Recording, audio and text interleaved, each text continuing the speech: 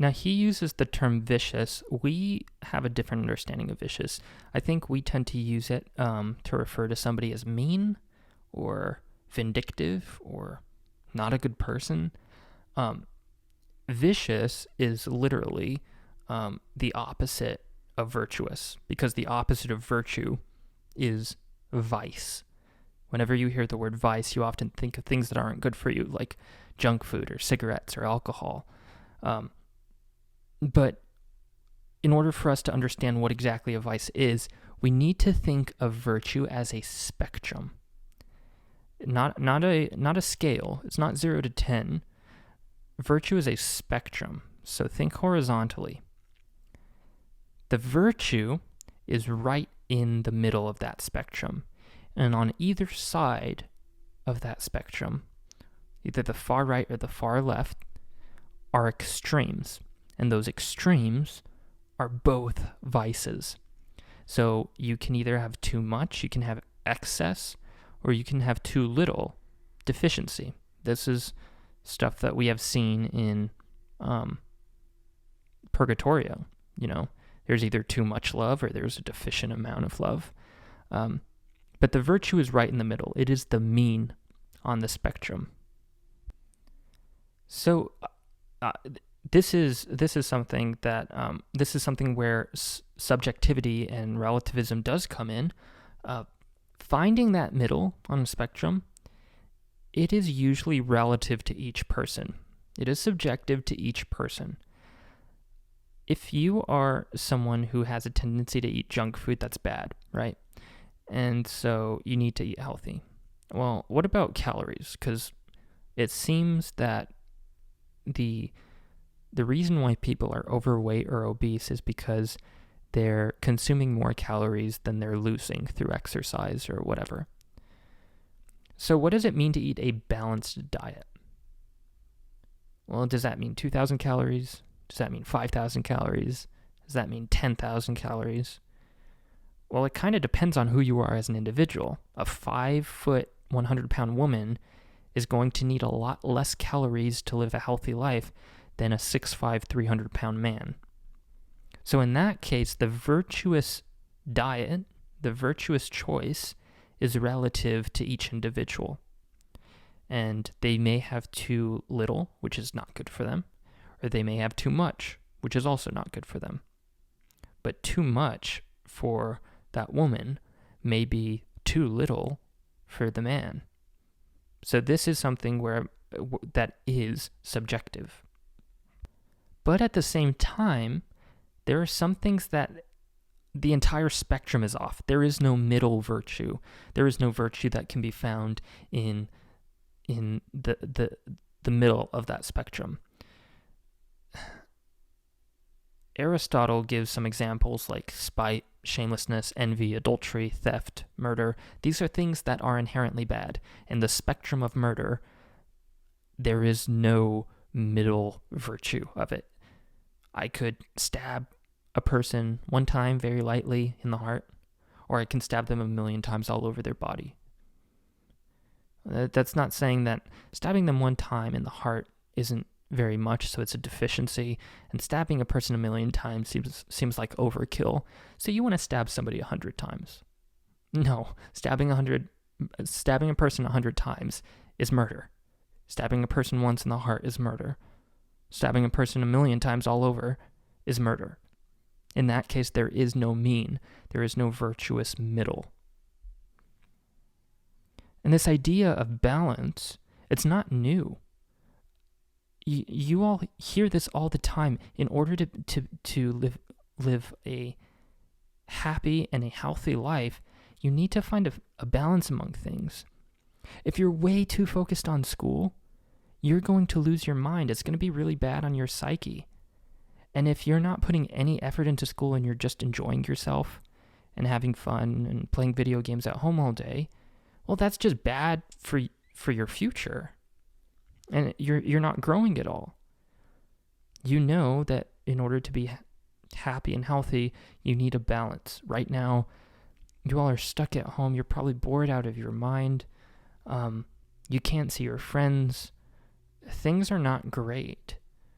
And so you need to balance work and fun in a way that allows you to keep your sanity in quarantine, right?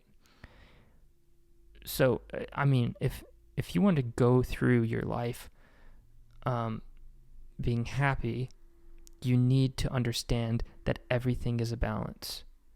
Don't go overboard either way. Don't go on either end of the spectrum. In one way or another, we are all unvirtuous, if that's the word. But the majority of people, and I see this a lot in myself, the majority of people are not vicious, but incontinent.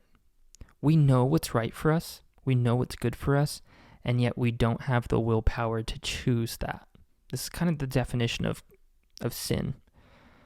A vicious person, there's no hope for them, right?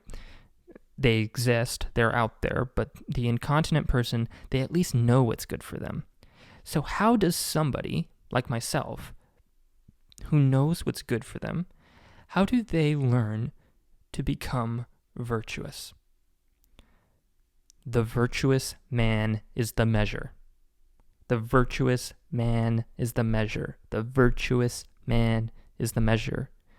No, this video is not repeating itself. This is a really, really important thing to be paying attention to. That's why I'm repeating it.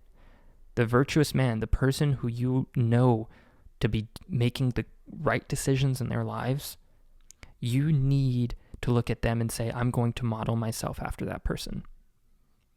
You can't be someone totally unique. You are formed by the people around you. And so the virtuous man is going to be the measurement by which you should be living your life. I mentioned this in the relativism note sheet as well. It is not intolerant or rude to call somebody out on their incontinence, to call someone out when they're making bad decisions. A virtuous person, someone who is good, is going to be someone who challenges incontinent people to make the right decisions. Now, there is a way to do that with charity, and then there's also a way to do that with force. Depending on the person, some people work really, really well being forced into making the right decisions. Some people need to be coaxed into it. You see this a lot with coaches. So there used to be a TV show on ESPN about, I think it was called like sports science or something. It was a long time ago. I don't think that show's on anymore. But they tested out whether or not a very strict, hard coach is better than a positive reinforcement coach. And they compared these two college basketball coaches who were both coaching at the time. One still coaching, Mike Krzyzewski from Duke, one of the greatest coaches of all time, versus Bobby Knight, who at the time was coaching at Texas Tech. Was very famous as a coach at Indiana University. Bobby Knight had a reputation for being super hard on his players. He was fiery. He was famous for getting into fights with referees. And one time he picked up it was a very famous scene. He picked up his chair and he threw it onto the court and he got ejected. Coach K, Mike Krzyzewski from Duke, he has a reputation for being very calm. And only when he's really tested does he become fiery. And both Mike Krzyzewski and Bobby Knight were very successful coaches. And so they tested out what's better for players, positive reinforcement or being pushed and challenged into being a better person by someone who's hard on you. And what they determined was that it really depends on the individual. There is no specific way that's going to help everybody. Some people work better being challenged. Some people work better by being reinforced positively. A virtuous person is going to look at you and see what you need, and they're going to respond accordingly. I personally am someone who needs to be challenged, who needs to be called out on their mistakes, and who needs to feel embarrassed in order for me to get better. If people are reinforcing me positively, then what happens is I get comfortable and I don't think I'm doing anything wrong. And so in that case, if a virtuous person is calling me out as someone who's incontinent, they have to do so harshly in order for me to listen to them. So be aware of what works for you in this case.